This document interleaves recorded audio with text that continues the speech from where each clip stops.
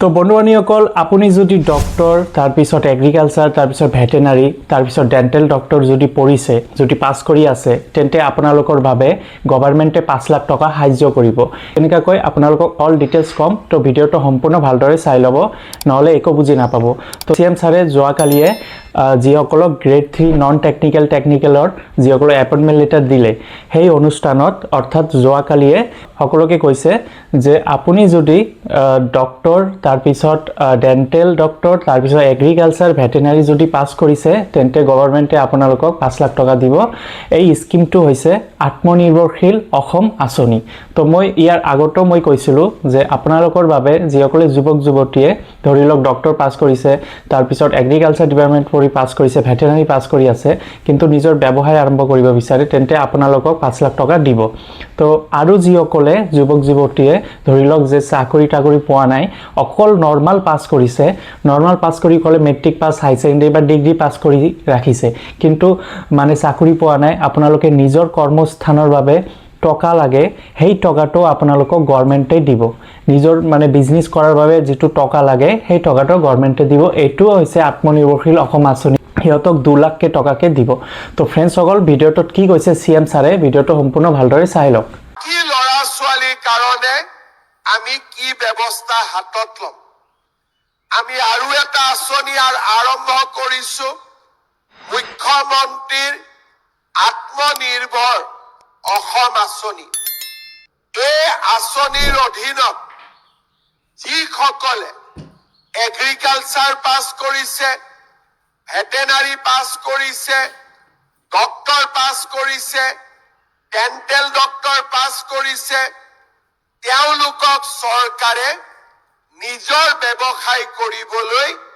5 লাখ টকাকৈ যোগান ধৰে আৰু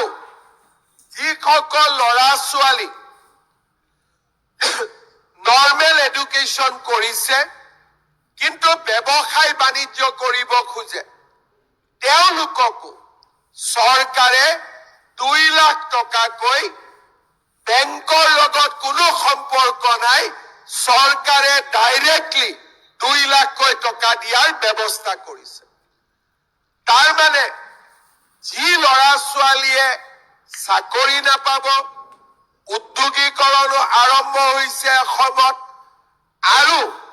যিসকলে নিজে কিবা এটা কৰি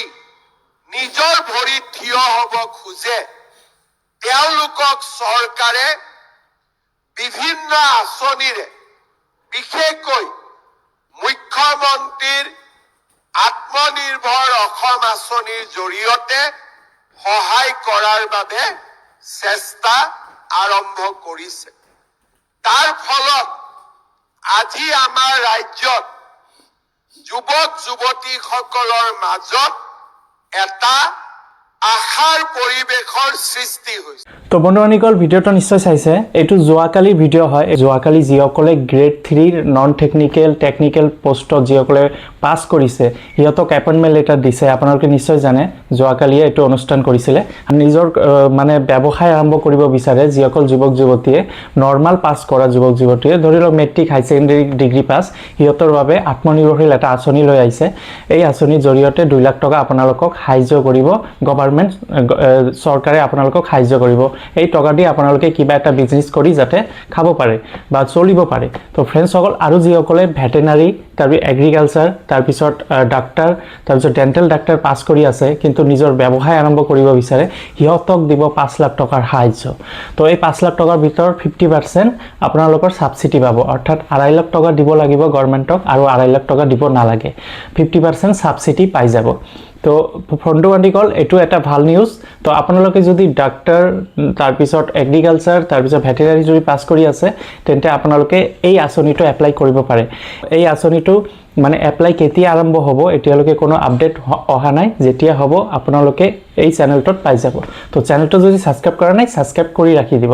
আৰু যিসকলে নৰ্মাল পাছ কৰিছে হাই সেকেন্ডাৰী মেট্ৰিক হিয়তে 2 লাখ টকা লাভ কৰিব পাৰিব আত্মনিৰ্ভৰশীল আঁচনিৰ জৰিয়তে হিয়তো 50% মানে সাবসিডি পাবো 1 লাখ টাকা দিব লাগিব আৰু 1 লাখ টাকা দিব না লাগে তো বন্ধুসকল চিফ মিনিষ্টাৰ যোৱাকালিয়ে প্ৰগ্ৰামত এইখিনি কথা কৈছিল হেতুৱে আপোনালোকৰ ওচৰত মই ভিডিওটো দেখাই দিলো তো ফ্ৰেণ্ডসকল ভিডিঅ'টো ভাল লাগিছে যদি লাইক কৰি দিব আৰু নিজৰ বন্ধু বান্ধৱীসকলক শ্বেয়াৰ কৰি দিব। ধন্যবাদ।